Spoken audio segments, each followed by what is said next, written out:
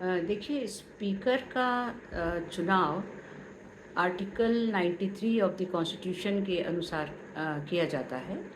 और सामान्यतः जब नई लोकसभा का गठन होता है तो पहले 2 दिन मेंबर्स ऑफ पार्लियामेंट को शपथ दिलाई जाती है, क्योंकि जब तक वो शपथ नहीं ले लेते तब तक वो सदन में बैठ कर के कोई प्रोसीडिंग में भाग नहीं ले सकते हैं। इसीलिए तीसरे दिन लोकसभा के स्पीकर का चुनाव होता है।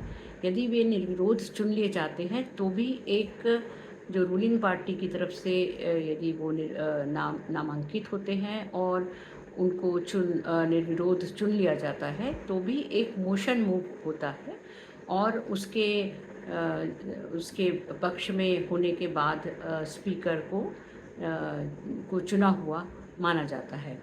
यदि यदि एक से अधिक मेंबर्स ऑफ पार्लियामेंट स्पीकर के लिए उनका मोशन मूव होता है तो फिर चुनाव होता है और वोट दिए जाते हैं। तो जो मोशन होता है उसमें जो मेंबर ऑफ पार्लियामेंट एक प्रस्तावक होते हैं और वो अपने प्रस्ताव के साथ जो स्पीकर के पद के लिए जिनका नाम दिया गया है उनका एक स्टेटमेंट होता है कि यदि वो चुन लिए जाएंगे तो वो स्पीकर का काम करने के लिए तैयार होंगे। और इस स्टेटमेंट के साथ जो प्रस्तावक होते हैं वो मोशन देते हैं और उसमें जो जो तीसरे और दूसरे प्रस्तावक जो दूसरे होते हैं वो अनुमोदन करने वाले होते हैं। इस तरह के मोशन जिस दिन चुनाव होने वाला होता है उसके एक दिन पहले दोपहर के पहले उन्हें देना होता है। और उसके बाद में जब अगले दिन कंटेस्ट होता है, जब वोट दिए जाते हैं तो ओपन वोटिंग का नियम है और इसलिए इलेक्ट्रॉनिकली वोट दिया जा सकता है।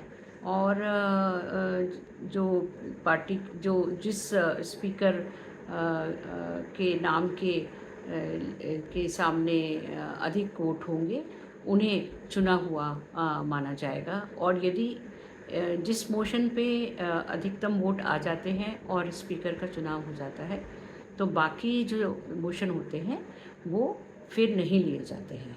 तो ये संक्षिप्त में प्रक्रिया है। और जब स्पीकर का चुनाव हो जाता है तो उनको उनके जो जहाँ भी वो बैठे होते हैं उनकी सीट के सामने प्रधानमंत्री जी और अपोजिशन लीडर, और अगर प्रधानमंत्री लीडर ऑफ द हाउस नहीं है तो लीडर ऑफ द हाउस, ये तीनों मिलकर या दोनों मिलकर, अगर प्रधानमंत्री जी ही लीडर ऑफ द हाउस है तो वो दोनों मिलकर स्पीकर चुने हुए स्पीकर साहब को उनके उनके आसन तक पहुंचाते हैं और उनको बाकायदा वो आसीन होते हैं।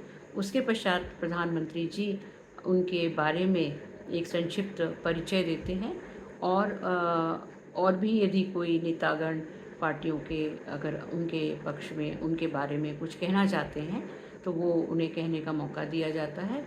और उसके बाद स्पीकर साहब जो चुने जाते हैं वो भी अपना पक्ष और अपनी बात रखते हैं। तो ये पूरी प्रक्रिया है जो मैंने आपको बताई। धन्यवाद।